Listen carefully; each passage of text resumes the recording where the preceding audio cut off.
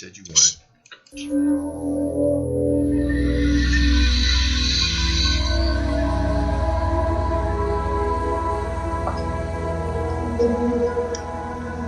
Welcome to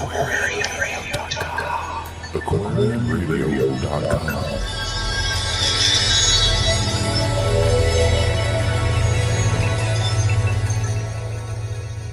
Aloha, everyone, and welcome to Aquarium Radio at aquariumradio.com. And I'm your host, Janet Kearlison, with my co-host, anthropologist Sasha Aliflisson, PhD. And Sasha has his degree in anthropology from UCLA. Today's show is an episode of Enki Speaks, and it's titled How Lyrans, Dracos, Pleiadians, Martians, Venusians, Agarthans, and Nibirian Anunnaki came to the Earth. And it's based on the work of Stuart Swerdlow, who for many years worked as a top agent for the Montauk Time Travel Project. In Blue Blood, True Blood, Swerdlow writes that there were Lyrans that were big humans like us that were fleeing the Lyran star system. This is about 4 billion years ago. They were running away from people from the Dracocs system that had invaded them, and these Lyrans scattered to 110 different planets, and they organized. They were going to all get together and try to push back the Dracocs who were taking over their places. There was just one group from the Lyrans who didn't cooperate and join against the Dracocs, and that was the Atlans. Now, the Dracocs were these big reptilians, and what they ate is human flesh, and they got off and they sort of ingested the fear hormones from humans. And the Dracocs, when they didn't have humans to eat, ate dinosaurs. That was their beef. Survivors of the initial Draco attacks rocketed to Mars and the now extinct planet called Maldek in the Solaris system, and to Orion, Taurus, Pleiades, Procyon, Antares, Alpha Centauri, Aquarius, and dozens of other solar systems. And one group of the Lyran refugees to the Pleiades, the Atlans, refused to join the Federation and fight the Dracocs. Atlans wanted, instead of a federation of refugees, to restore the ancient civilization in Lyra, the one that Lyrans enjoyed before the Dracocs invaded. Atlans, like most Lyrans, were blue-eyed and blonde-haired, or green-eyed and red-haired. The Dracocs, who were coming to get the Lyrans who had fled to Maldek and to Mars, these Dracocs lived within a hollowed-out planet-sized comet with a rocked core. They could kind of guide it. And they guided it to kill all the Lyrans that felt that was their job, who had gone to Maldek and Mars and to take over this part of our solar system. So the gravity on Maldek was denser than the gravity on Mars, so the Maldekians got to be bigger and thicker and stronger and more aggressive than the Martians. And so they didn't get along very well with the Martians. As a matter of fact, the Maldekians actually threatened the Martians. The Martians then got a defense shield from the beings of Kum. Kum is a planet in Sirius A. And they got this defense shield in Mars to defend themselves against the Maldekians. And then when they saw the Draco comet coming, they realized they could use that too. They could use the defense thing they got from the Kum people against the Dracos as well as the Maldekians. The Dracos within this comet were intended the comet to end up as the planet Venus, and the Venus would be settled between Mercury and Earth. From Venus, they would control the whole Solaris system. Maldekians tracked the Draco comet heading for them, and Mars, and convinced the Martians to let them, albeit reluctantly, join them underground on Mars, where they secured themselves in the shield device that the Kums had given them. Dracos, who rode inside the comet, shattered Maldek with a weapon, or the comet's gravitational force. So we're not sure exactly what happened, but something made Maldek break up into fragments, and the fragments now make up the Kuiper belt of asteroids that are between Mars and Jupiter. After the comet killed Maldek, it neared Mars. The comet's gravity pulled most of the oxygen, surface, ice, and the water off of Mars and pulled it off into space. Underneath the Martian surface, the Maldekian refugees and the Martians did not get along. Indeed, they quarreled. The comet continued then past Mars, after it grabbed Mars's water and surface air, and it continued toward the sun. And the next planet that the death comet got near was Earth. Earth was then entirely ice and ocean covered. The only intelligent forms on Earth at that time, which was totally underwater, were aquatic forms, and they were non-technological. The comet's gravity, as it passed Earth, was enough to melt and draw off a lot of the ice on Earth, and it was enough to take off enough of its water cover to raise two continents, Lemuria, which is also known as Mu sometimes, and Atlantis. And so first you have Earth is all water, the comet comes by, and its gravity pulls off enough water so two continents arise, Lemuria and Mu. Now, Lemuria is in what would become the Pacific Basin. Hawaii, where we are now, is one of the mountains of Lemuria. And the other continent that was drawn up is Atlantis, centered on what would become the Atlantic Ocean, and the Canary Islands and the Azores are mountain peaks of Atlantis, just like Hawaii is a mountain peak of Lemuria. The Draco comet moved on past the Earth towards the Sun and settled into an orbit between Earth and Mercury. Then the Sun vaporized the comet's ice into a cloudy cover for the X-comet, which now orbited as the planet Venus. The reptilians within Venus' surface and built 7 domed cities on the Venusian surface from which to launch their conquest of the solar system and annihilation of its Lyran refugees. So in their Venetian domes, these Draco reptilians built a hollow, unspinning moon. And they were going to use this. They put it facing Earth, keeping one side always away from the Earth, but it was hollow. They were going to use this hollow moon that they placed there. It's the only thing that we've observed in the skies that doesn't rotate around its primary like that.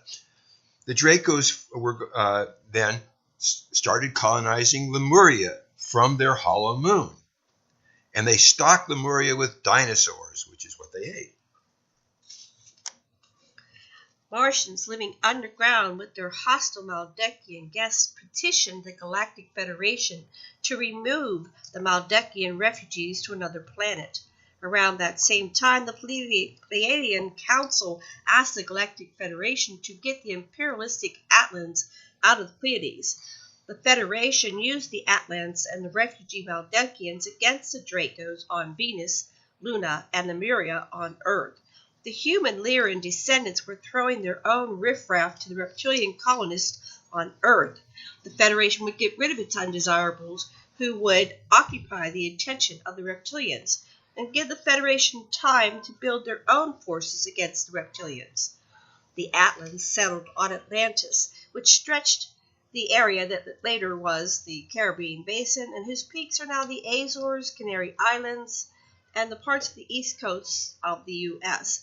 Atlanteans now, and the Atlans began killing off the dinosaurs, which were spreading all over the Earth.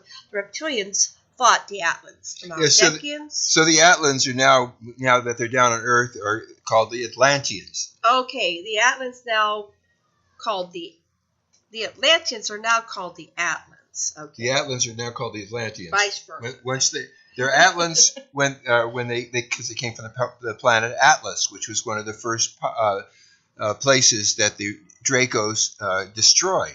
The Atlas, so they're Atlans, and so they wound up now settling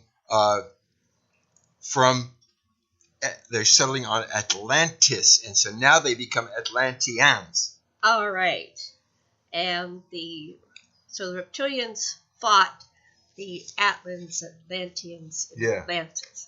and the Maldakians, who landed and settled in the Gobi Desert in India's North Iraq and parts of Asia, joined the Atlans against the Dracos on Earth.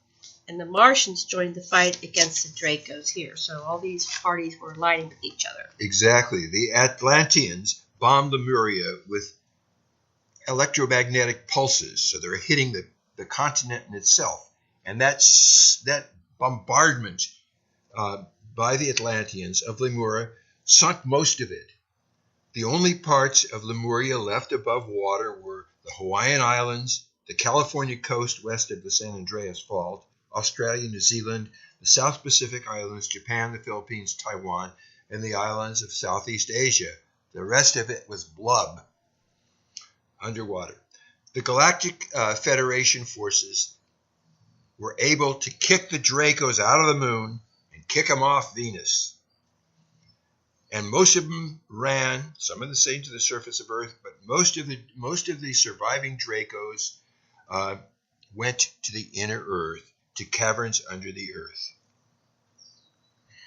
So they made subterranean cities, Hyperborea, Shambhala, Agartha, Arcadia, in these hollows along Earth's inner crust.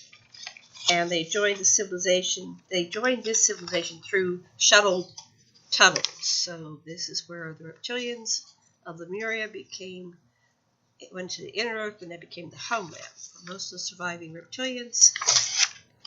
Right. On Atlantis, the Atlanteans would hear the reptiles doing stuff under the ground with their instruments, so they'd get their electromagnetic pulses and beam that spot to kill the reptilians that they knew was underneath them. But they were killing reptilians, but they also weakened the upper crust of the Earth's top mantle where Atlantis was. And after several thousand years of these attacks, the Atlantean content, the Atlantis itself started to break up.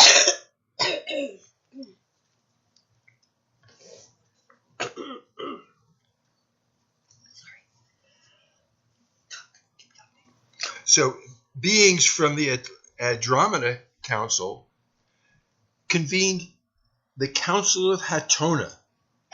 They wanted to see peace. So the Andromedans got the Earth's Atlanteans, they got the other humans that were on Earth, the reptilian groups that had survived on Earth, and they also asked the reptilians who were in the Earth's caverns to come to this conference in the Andromeda galaxy on the planet Hatoma. The council got all these different parties interested in Earth to commit to peace. And each of these parties agreed to separate genetic and conditioning experiments. What they were going to do in this Council of Hatona is create a basic being that would be on Earth. And they were going to take this basic being and have separate genetic and conditioning experiments in each area that they controlled. And they'd see which would be the hardiest type of being to create on Earth. So 12 human and 1 reptilian group contributed to the original Earthling prototype in the areas in which they controlled. So thank you very much for listening to this episode of Enki Speaks. And do take a look at our website, enkispeaks.com, which is ENKISPEAKS.com, to find out more about the Nibirians. And that's it for today. And our books on ancient ETs and the Anunnaki are on aquarianradio.com.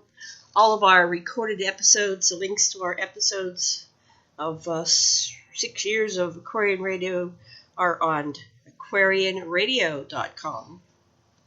And we are going to be at the Mars Moon Conference in Mobile, Alabama, the first weekend of May 2017.